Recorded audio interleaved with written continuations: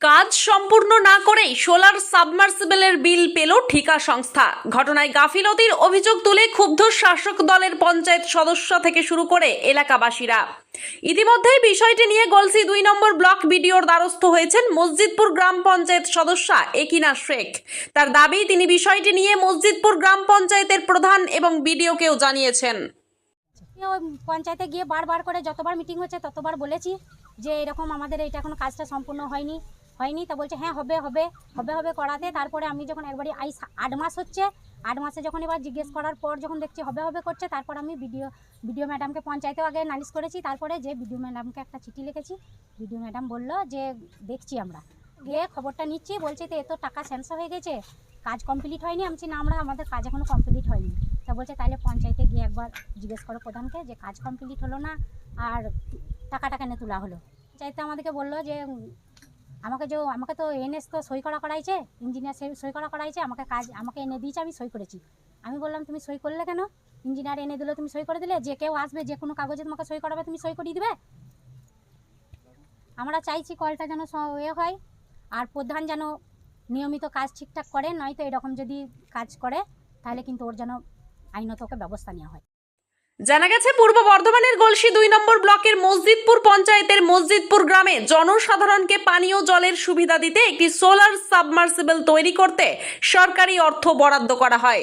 সেই মোতাবেক কাজও হয় কিছুটা। গত 6ই জানুয়ারি 2025 তারিখে 2,32,732 টাকা বরাদ্দপ্রাপ্ত ঠিকা সংস্থাকে মিটিয়ে দেওয়া হয়। এরপর 6 মাস পেরিয়ে গেলেও সাবমার্সিবল থেকে জল পাওয়া যায়নি, এমনটাই অভিযোগ তোলেন স্থানীয়রা। পাশাপাশি বিষয়টি নিয়ে সরকারি টাকা আত্মসাতের অভিযোগও তোলেন জেলার বিজেপি নেতা মৃত্যুঞ্জয় চন্দ্র।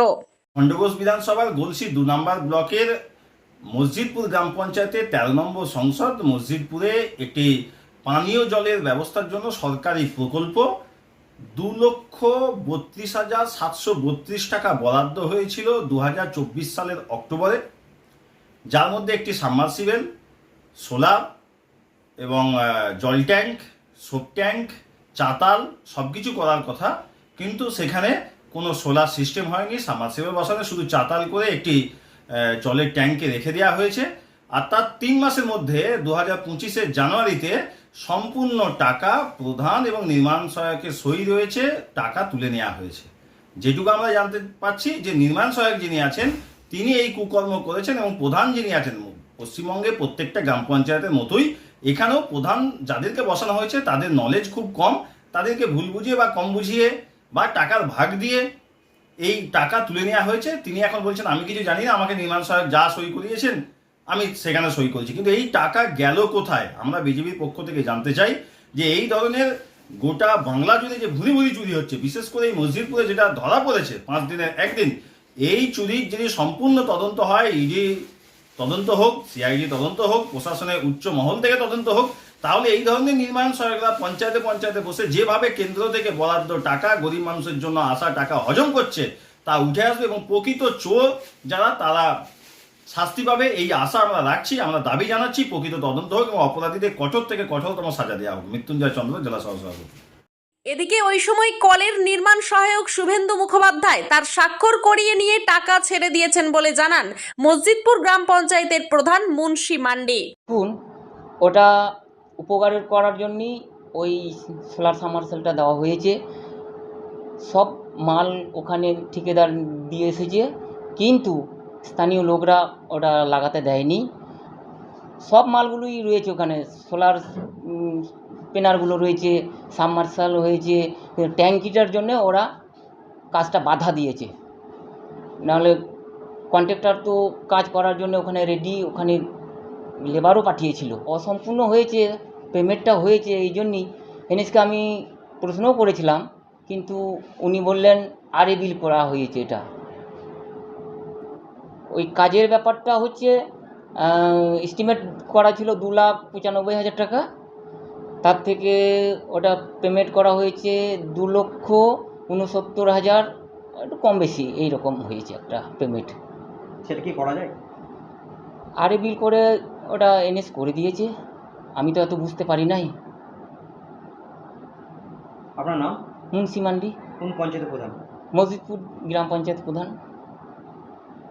তবে বিষয়টি নিয়ে নির্মাণ সহায়ক শুভেন্দু মুখোপাধ্যায়কে বারবার ফোন করা হলেও তার কোনো রকম প্রতিক্রিয়া মেলেনি। গলসি 2 নম্বর ব্লকের বিডিও মৈত্রেয়ী ভৌমিক বলেন, মসজিদপুর পঞ্চায়েত সদস্যার অভিযোগপত্র পেয়েছি, বিষয়টি নিয়ে খোঁজও নেওয়া হয়েছে। যে সময়ে কাজটা হয়েছিল সেই সময়কার নির্মাণ সহায়ক এবং এক্সিকিউটিভ দুজনেই এখান থেকে বদলি হয়ে গিয়েছেন। আমি তদন্ত করতে নির্দেশ দিয়েছি, তদন্তের রিপোর্ট এলে বিষয়টা সত্যি কিনা খতিয়ে দেখার পর জেলায় জানাবো। এরপর জেলা থেকে যেমন নির্দেশ দেবে সেই মোতাবেক ব্যবস্থা নেওয়া হবে। ব্যুরো রিপোর্ট, সোজা কথা নিউজ। কলটা মানে কন্ট্রাক্টর টাকাটা মানে মেরে চলে গেছে, আর এখানে সেখানে মালগুলো পড়ে আছে, বলছে কিনা বলছে চালু হয়ে গেছে। এই পর্যন্ত দেখতে পাচ্ছি বাবু। হ্যাঁ, কতদিন ধরে? তা 8 মাস। এখন কি অবস্থায় আছে এটা? এখন ওই যে পড়ে আছে, এটা কাজটা হয়নি কেন কিছু জানেন? সেটাই তো আমরা কিছু খুঁজে পাচ্ছি না। ও টাকা নিয়ে মেরে চলে গেছে, প্রধানের কাছে সই গেলে আমার টাকা নিয়ে চলে গেছে। কে টাকা মেরেছে? ওই কন্ট্রাক্টর টাকা নিয়ে চলে গেছে, আর এই কাজটা চালু হয় না। পানির জন্য সব মানে হাহাকার করছে, বাঁকা চলে যেতে হবে, নদীকে যেতে হবে। তোর কী করে জলটা মানে কী করা যায়? কি চাইছেন আপনারা? এখন চালু যাতে তাড়াতাড়ি হয় সেই চেষ্টা আমরা আপনাদেরকে বলার অনুরোধ করা হচ্ছে। হ্যাঁ, যে তাড়াতাড়ি যেন হয়। আপনার নাম? নূর আলম মণ্ডল, বাড়ি? এইখানে। এটা কোন গ্রামের? এই পানি জলের ব্যবস্থাটা? এটা মসজিদপুর। শুনলাম যে এখন ঝামেলা হচ্ছে, কাজটা বন্ধ করে দেওয়া হয়েছে, কিন্তু কাজটা বন্ধ করে দেওয়ার কারণ হচ্ছে সবই কাজ মোটামুটি চলছিল, কন্ট্রাক্টরও সব মাল ফিট করতে গিয়েছিলো। যে ট্যাঙ্কিটার জন্যই সমস্যা। কালো ট্যাঙ্কি ইলেস বলেছিল নাকি, ওখানে পাবলিক বলেছিল কালো ট্যাঙ্কি লাগাতে দেবে না, সেই হিসেবে কালো ট্যাঙ্কি গিয়েছিলো, কালো ট্যাঙ্কি লাগাতে দেয়নি, ওখানে পাবলিক ঝামেলা করার পর কাজটা বন্ধ হয়ে যায়, কন্ট্রাক্টর কাজটা সেদিন চলে আসে। তারপরে এনে সেখানে আড়াইয়ের মাধ্যমে কীভাবে বিল করে দিয়েছে সেটা আমরা জানি না। এখন শুনতে পাচ্ছি যে হ্যাঁ পুরো বিল পেমেন্ট হয়ে গেছে, তবে কাজের যেটুকু বাকি আছে সেই বাকিটা কেটে দিয়ে পুরো বিলটা পেমেন্ট করে দিই। আমাদের প্রধান সাহেবকে বলা হয়েছে যে যাতে কাজটা তাড়াতাড়ি সেগুলো হয়ে যায়, যাতে সাধারণ মানুষের উপকার হয়, সেইটা আমরা চেষ্টা করছি, বা প্রধান সাহেবের চেষ্টা করছে, বা প্রধান দেখছে যে কীভাবে ওটা কাজটা সম্পূর্ণ করে। আমার নাম আজিজুল শেখ, আমি ওই বৈঠকই বুঝতে হবে।